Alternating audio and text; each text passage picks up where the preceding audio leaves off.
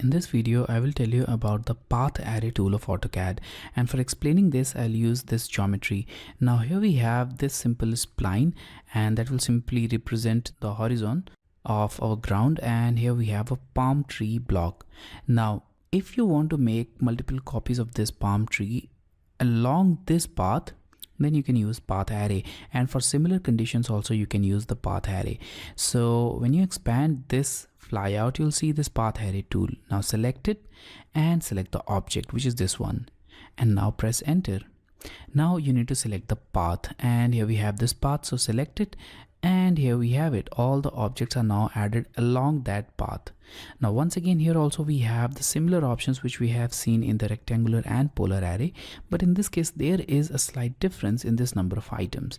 Now here you'll see that number of item cannot be changed, and here it is set to 14 by default, but we can change the distance between number of items. So let's now change this distance value to 4000 and press tab key. So now we are able to change the distance between items, but what if we want to change number of items? For that, simply go to the properties panel, select this measure flyout and change it to divide.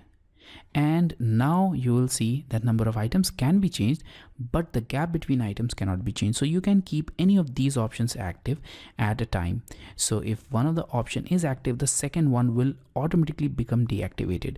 So in this case, we have total number of items as 10. So let's now change it to 8 and press tab key. Here we have it. Now we have number of rows which is set to 1. Obviously in this case also, if you want to add more rows, you can do that. So let's type 3, press tab key, and here we have it, which is quite confusing. In this case we don't want these many rows, so that will simply make it look very unnatural. So I'll type 1 again, and here we have it.